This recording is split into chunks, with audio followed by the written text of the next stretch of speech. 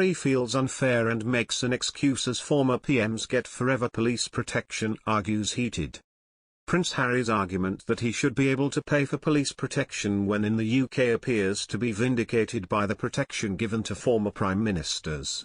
The Duke of Sussex is seeking a judicial review into a Home Office decision that he cannot personally pay for police protection for himself and his family when they are in the UK. Harry was stripped of taxpayer-funded security when he stepped down as a full-time working royal in 2020. Now, Harry says he wishes to visit his home country with his wife Meghan Markle and their 2 children, Archie and Lilibet, but cannot do so until he can be sure that their safety is guaranteed. The move comes after a security incident last year, Harry's last visit to the UK, when his car was chased by photographers as he left a charity event.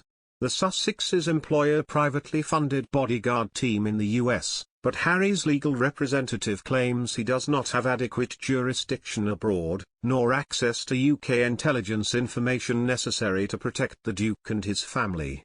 Harry's plea to be able to personally pay for his and his family's protection appears to be vindicated by the measures provided to former Prime Ministers.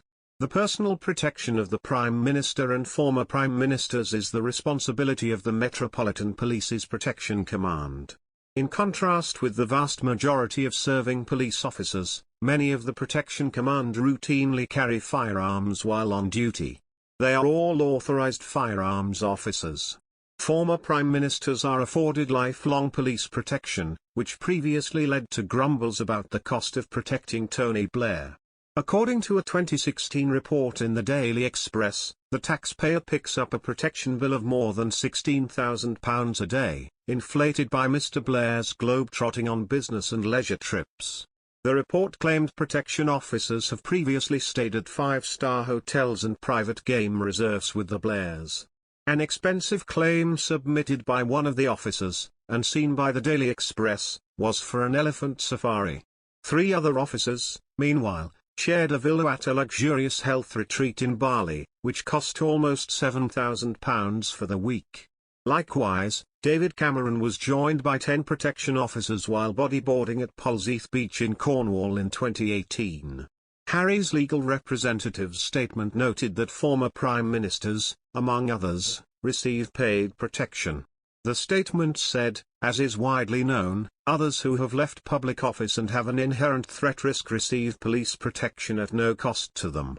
Unlike Prime Ministers, who choose to enter the world of politics, people who are born into the royal family are born with an inherent safety risk. Harry told Oprah Winfrey in his interview that, for this reason, it was a surprise to him that his police protection was taken away when he stepped down from his role.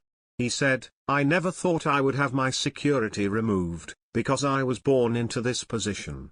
I inherited the risk. So that was a shock to me. That was what completely changed the whole plan."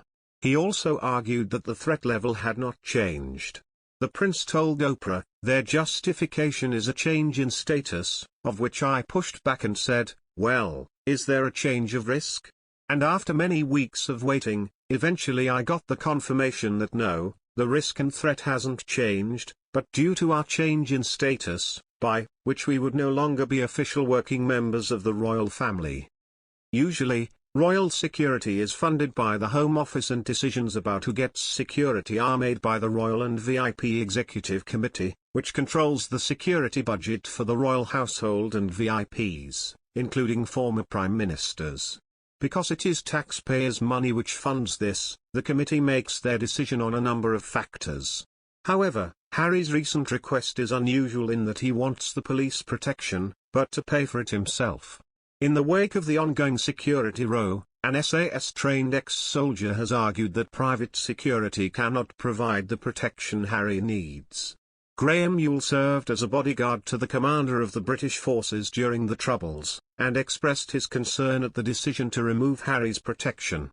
He told the Mirror, "I was quite alarmed by the news, to be honest, because terrorists listen to and pick up things like this. People forget that groups like the IRA and Al-Qaeda are still around. Harry could be a target for them, especially in Scotland where there is a lot of open space and a lot of dangerous circumstances." The Queen could find herself celebrating her 70th year on the British throne without all of her family by her side, as Prince Harry has claimed that it's too dangerous for the Sussexes to visit the UK under the current security arrangements. What does Harry want to protect his wife and children that his hired bodyguards can't currently provide in the UK?